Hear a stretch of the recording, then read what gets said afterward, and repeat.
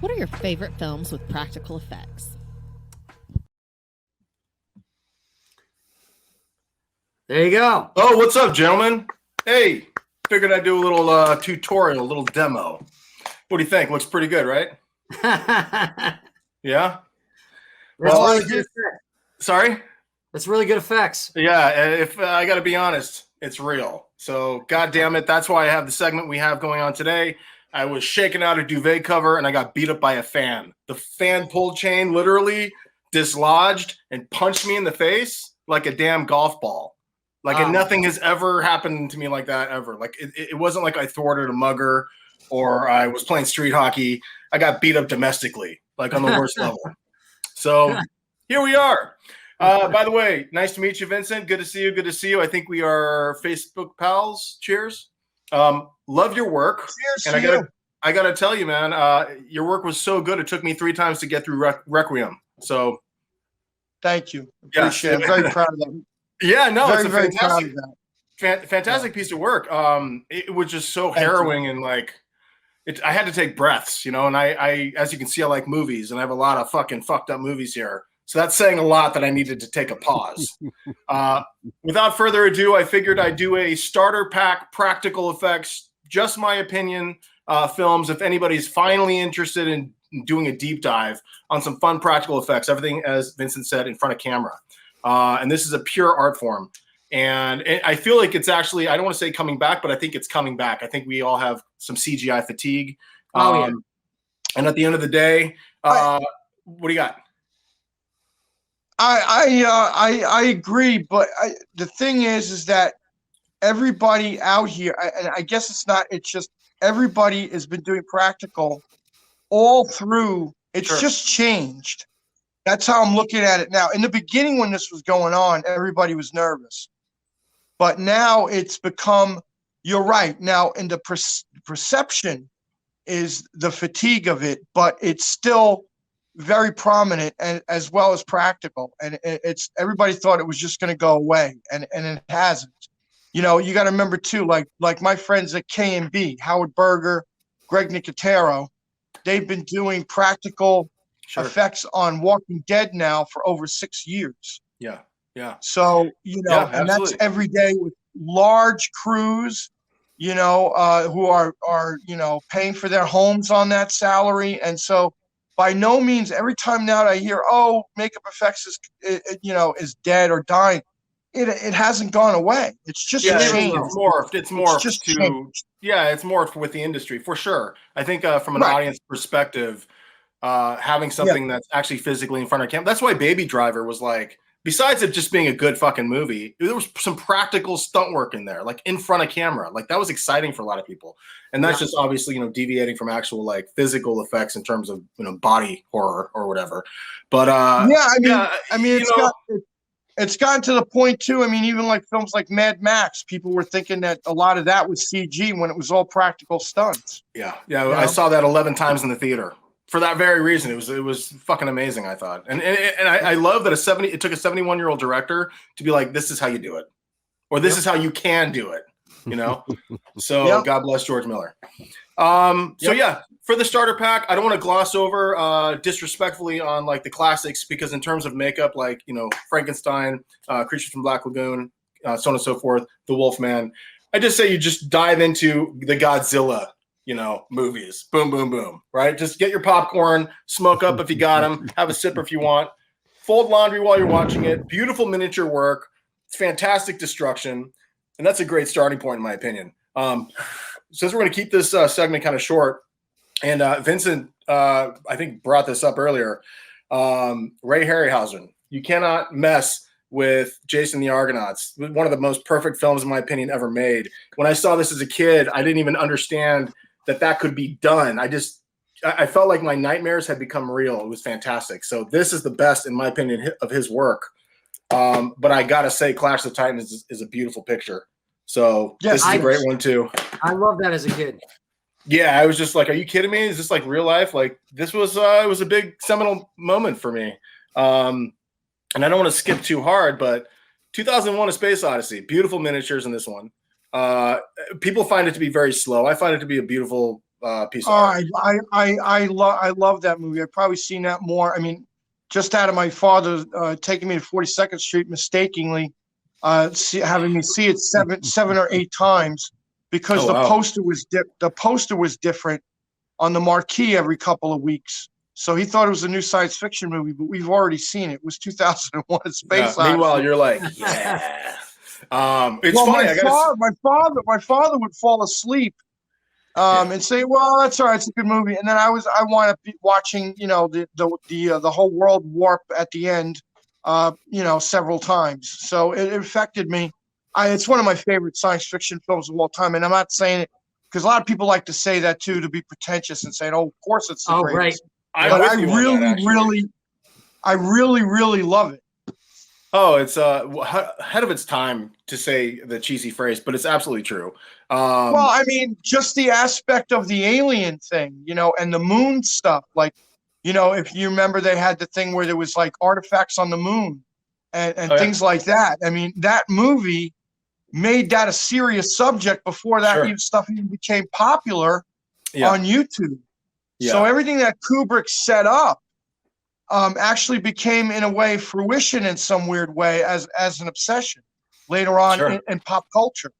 Oh yeah, 100%. It's funny. Actually, the first time I saw this, 2001, I saw it on like a 13-inch, television, and I hated it. And then American Movie Classics, the theater, AMC theaters came out, and for the first 2 weeks they showed The Greats. My dad's like, "I'm taking you to see 2001," and thank God he did, because I saw it in the big screen, and I'm like, okay, this is what I was missing. And from then, I think it was like 95 or 4 or whatever. It's been my favorite. Well, I'm old enough to be grown up around when my father took me to see all the Planet of the Apes movies. Nice. And then and then when I was a kid, WPIX, the 4:30 movie or Channel 11 would have King Kong on like all week long. Oh, cool. And I would watch every single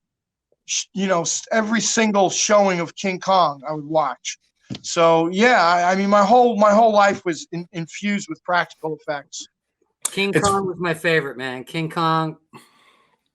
It's funny. I gotta say, probably this next movie made me want to be a director, and I was 5 years of age when it came out. Okay, The Dark Crystal.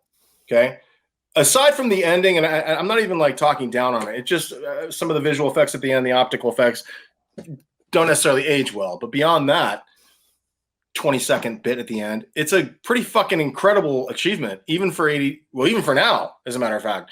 And a lot of people I still talk to haven't seen it. I'm like, how can you not see this one? I mean, what did you think of the Netflix? I thought the Netflix thing, I was watching the 80s again.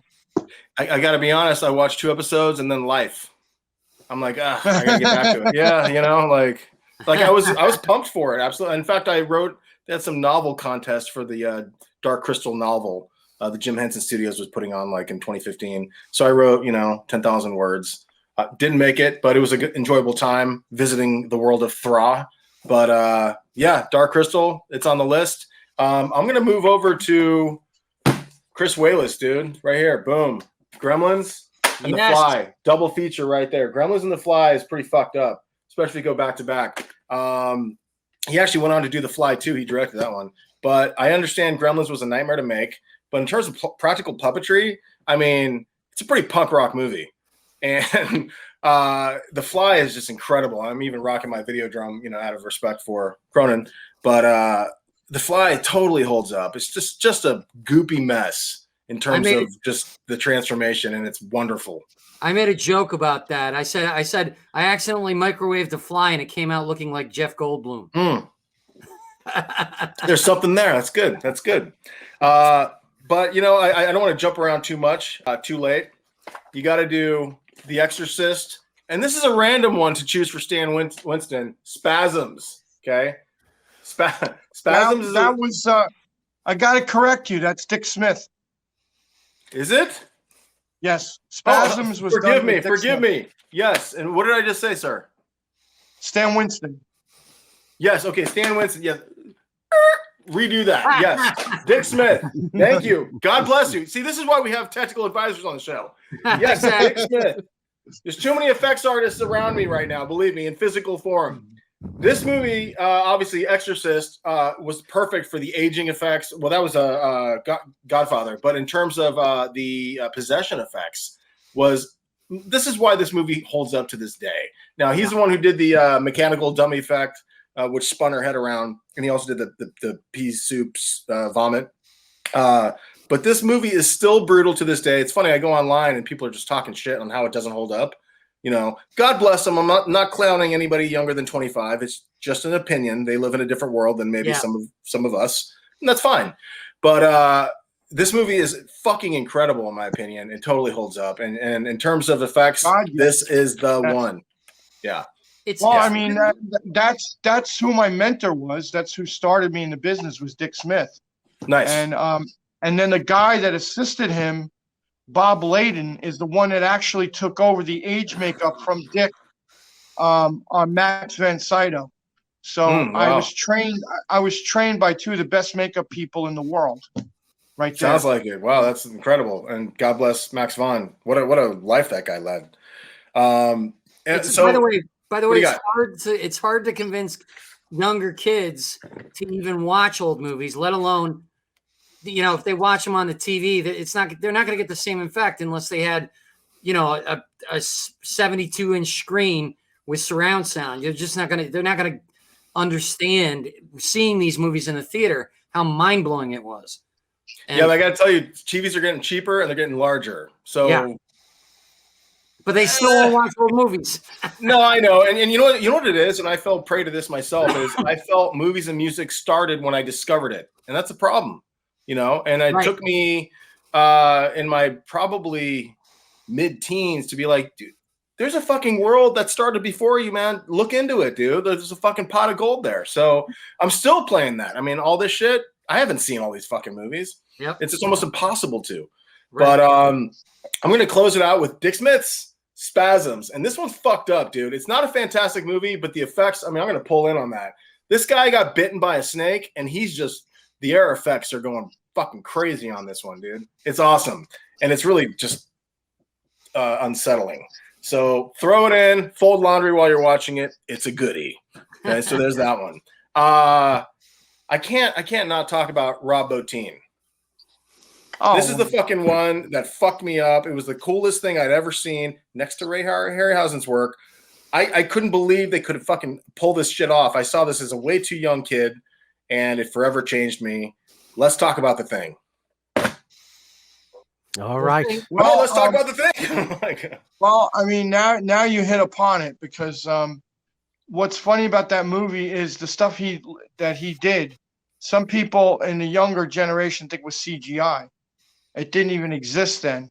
No, because his work is so mind-boggling, especially the effects he did, which he won a visual effects award for. He won an Oscar for Total Recall. He won a special technical Oscar for that. And so, Rob's style, imagination, at 21 years old, 21, and also did The Howling. Yeah. And he's doing work better than what we do today, with millions of dollars and a whole floor full of computer experts can't even beat. And that was done over 30 years ago. Over 30 years ago, done by a kid. Yeah, I think the only CGI picture at the time was maybe Tron, and then a couple years later, Last Starfighter. But incredible work. And you know, every now and then I'll just be finding myself around the house. I'm like, you know what? I want to watch the transformation scene in The Thing, and I'll just go to YouTube and just okay, I got my fix. This is great, and then I go on with my day. But I was able to capture it at I think it was the Egyptian Theater. They had 35 millimeter print. It was kind of magented out, but it was awesome. I was there. I was there for that. So, oh, cool, man. I remember that. Yeah.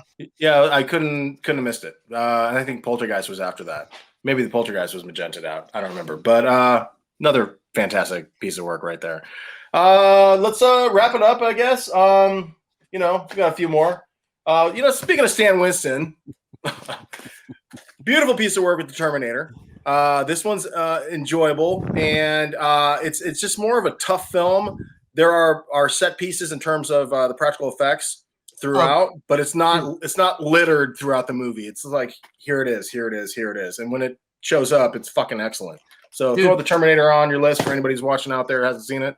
For the time, it was the best movie, one of the best movies I'd ever seen. Dude, it's so hardcore. It's still hardcore. Like, if you think about it independently, forget about everything afterward. The new ones suck. Is what it is. I'm sorry, the new ones suck compared to the original. They really, you can't. Well, you know, if that's how you feel, then you're not wrong. There's only a certain number of times you can do the same story and not, especially with a time travel movie, or undo the same story, sir. You know what I mean? Sorry. It's not because of the effects or anything. It's because you're convoluting it so much that, you know, it's like, okay, come on now. Yeah, I didn't love the new one. I thought there was moments that, you know, the CGI was like, I was like, oh, it looks pretty good. I did like the series. Did you see the series? You touched on it, Anthony, when you said it took you time to realize there was a whole world before you gained interest. Mm-hmm. So they come out with a new movie to capitalize on the market of people who are not going to look back and not going to see an old movie from the past. Right. So for them, the story is new, and for us, it's not as good. But the thing is, they understand that nostalgia is a powerful drug, and we will see it. I mean, that's why there's less risk in getting a already tentpole franchise or something that was, you know, made yesteryear that had success then. Let's, you know, just up it up. They should acknowledge that in the name. Like, you know, the movie number 7 should be this time, listen, we got bills. Yeah, you know what I'm saying? It should just be more of an open and honest event. Yeah, I just wish like the new Point Break remake just called itself something different, like Extreme Heist, you know, because like the original Fast and Furious is the same movie as Point Break. You know, they just had the, you know, decency to change the title. You know, it's the same plot.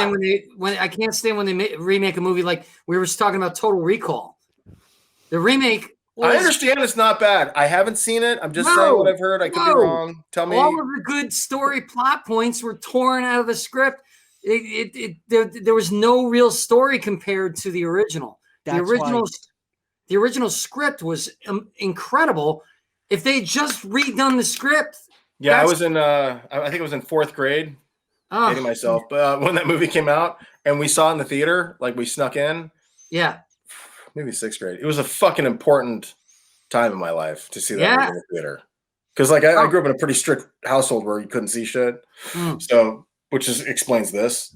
But anyway, it was fucking such a good fucking movie, dude. So anyway, yeah, Total Recall is great. And I want to bring something up in terms of 2001. If I can go back to Vincent, it's not Blue Danube. I think it's the other song, but I went to the Aero Theater and James Cameron was there.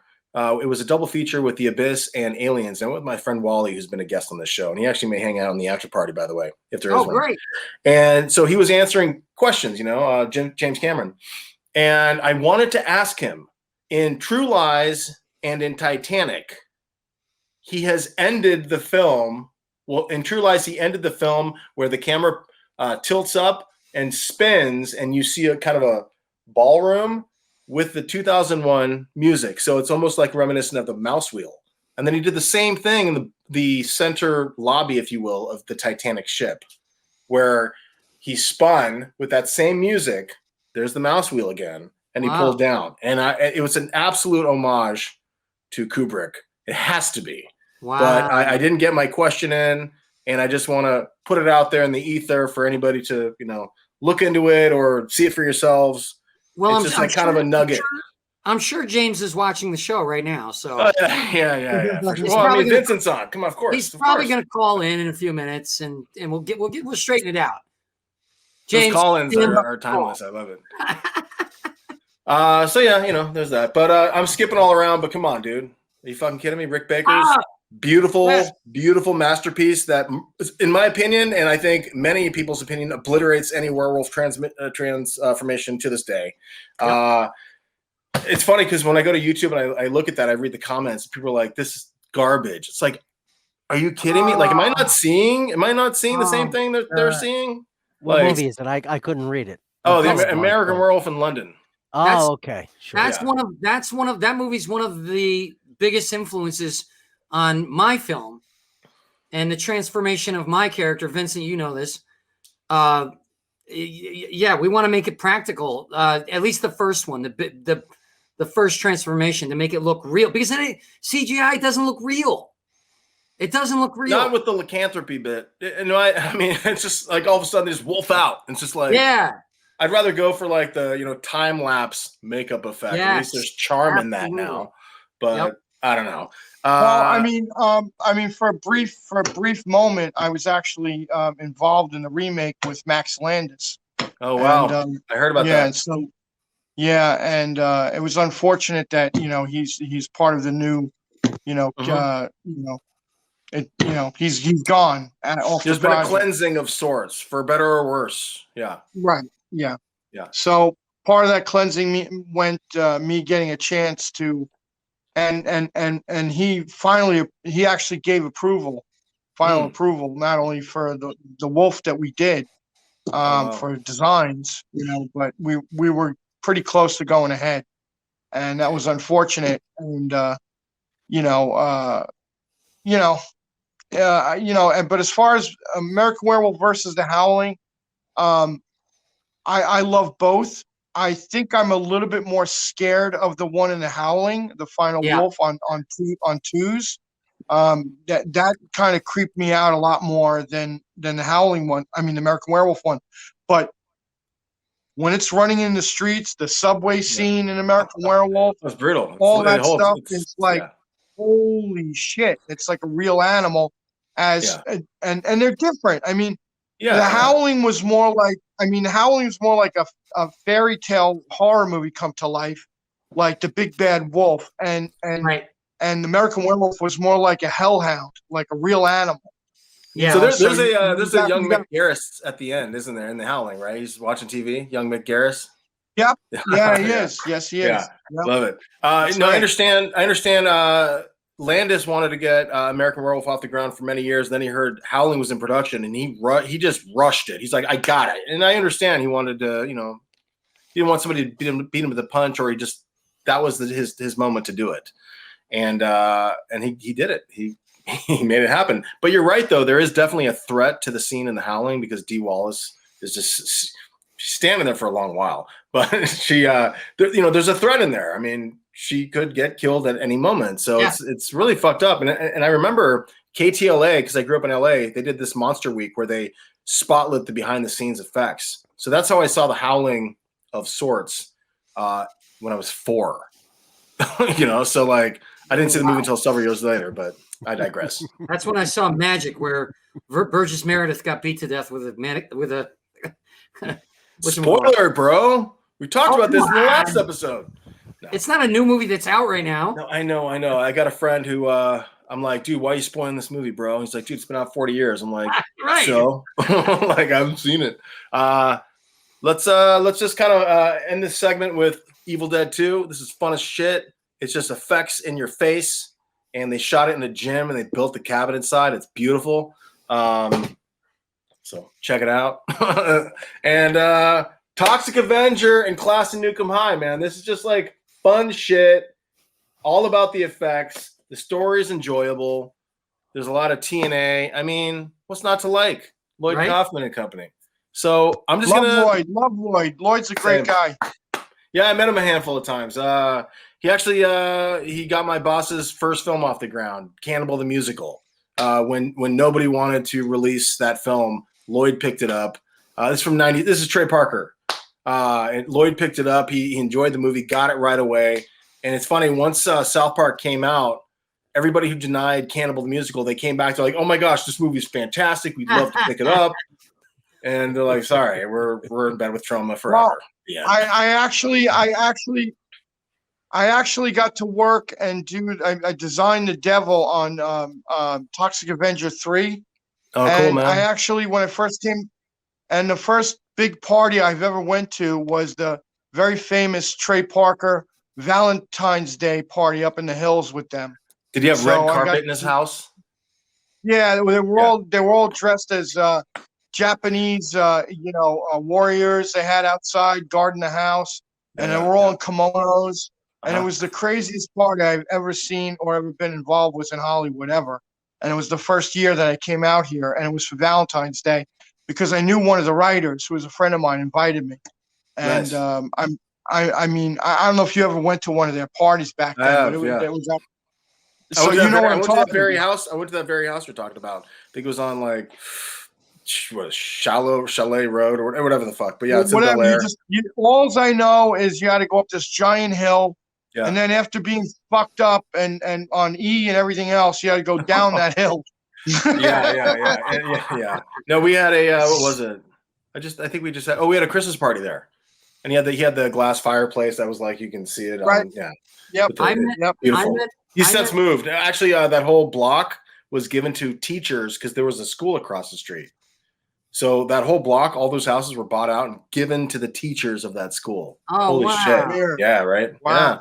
Crazy. That's some justice right there. Like shit. Crazy. I was doing karaoke at a bar on the Upper West Side.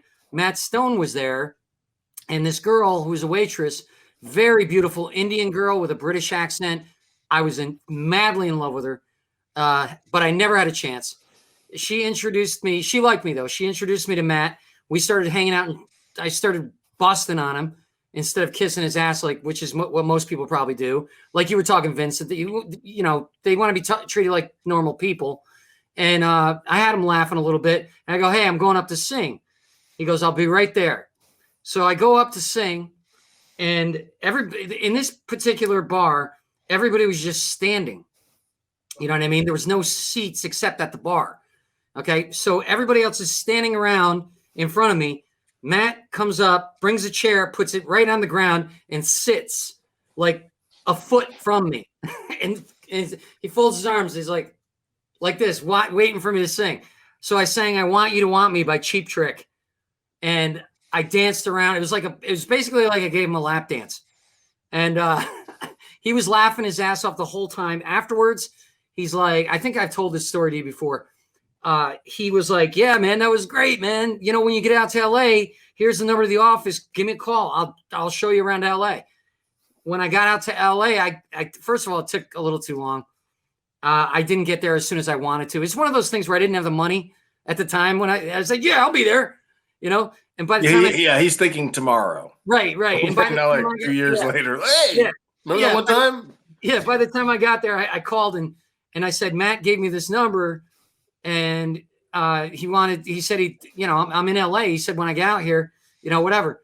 And she was like, I think she was an intern or a gatekeeper. She just wouldn't put me through. She wouldn't tell him. She was just like, "I'm sorry, but this is the office number. You're going to have to call him personally." And I never got to see him. So I know he thinks about it to this day. I know he does. That one guy who sang Cheap Trick. I was thinking. Gave me a lap dance. And I wanted to do a say anything where I bring the boombox and hold it outside the offices. That wouldn't have gone well. Let me tell you. It wouldn't have gone well. Yeah, I've been there for 17 years now, and unfortunately, they have ways of dealing with that. What's that? Unfortunately, in Hollywood, you either got to be fresh right away, or and if it's years later, you have to be refreshened. And refreshing to be back on their radar is, "Oh, look, he's done that hit movie," or "Oh, look, he wrote that hit movie," or "Oh, look, he has," it's where you are on the radar. You're easily swept. You're swept aside. When it comes to the business out here. Question, real quick, if I may, just candidly ask Vincent a question here. How booked? If it's personal, you don't have to ask. But how booked in the future are you at this point? Is 2022 malleable? Beyond? Well, we can tell the project, of course, but if the right one came along. We could talk about this in the after party, I think, because we've been going. Of course, but just I'm going somewhere with this. I'm going somewhere with this. I'm a little confused. Are you saying are you directing a film that you want me to do effects on? Is what you're trying to say, or?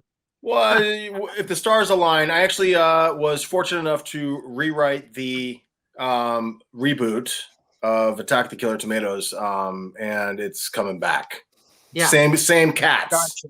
And I tried to put a lot of physical effects in it, as much as I could, at least.